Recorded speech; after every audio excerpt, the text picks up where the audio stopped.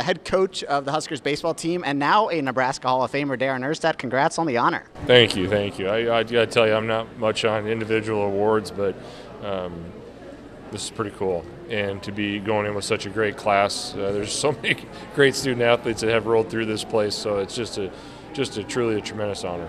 This group is like the Hall of Fame of Hall of Fame classes. You, Peaches James, Sarah Pavin, Coach Osborne, Coach Devaney, Mike Mosier. How did it feel to get that call that you were in this group?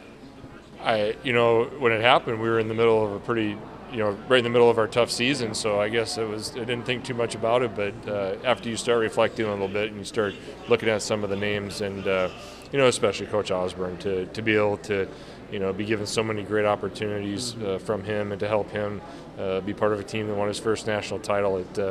It's kind of I'm not much on reflection right now, but I know in the long run that's going to be pretty cool. You are not a me type person. You're always about team first. Don't talk about yourself. But a moment like today where it is about you, have you taken a moment back to reflect on a Dakota boy coming down to Lincoln, Nebraska, and everything that's happened over the last 20 years? No, I have not. I haven't thought about that stuff. Maybe someday, but I know. Like I get to have my parents here. They're part of it. It's pretty cool. It does. It brings back memories of 1992 from my recruiting trip when we got to sit in the North Stadium and watch Washington and Nebraska play football. And I remember looking for a napkin in the stands so I could sign it for my letter of intent. I was in. You could just tell that family atmosphere, that feel is what I wanted. And I must have been somewhat right because here we are. We had already bought our house here and we're going to raise our kids here. So just it's just a very special place. It's given me a lot of opportunities.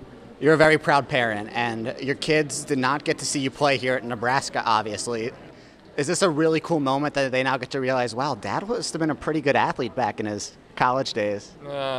They're more concerned about what are we going to do during this thing? How long is it going to be? When can I get home and play Fortnite? Those are the kind of things they want to talk about. But once in a while they'll ask a question and say, yeah, you must not have been that bad.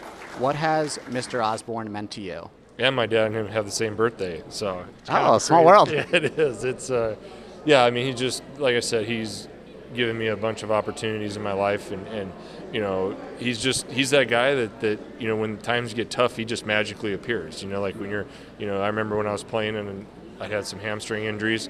When you don't hear anything from anybody, here he comes. He's a calling, or during the season if you're struggling, he makes that call that nobody else makes. He just has a good feel for that. And judging by a lot of my former teammates and stories you hear about, he's doing that for a lot of former student athletes. And I don't know how he finds enough hours in the day to do all that, but when you start thinking about human beings, boy, it makes you feel pretty bad about yourself when you put yourself up against him because it just doesn't get any better. What has the University of Nebraska meant to you?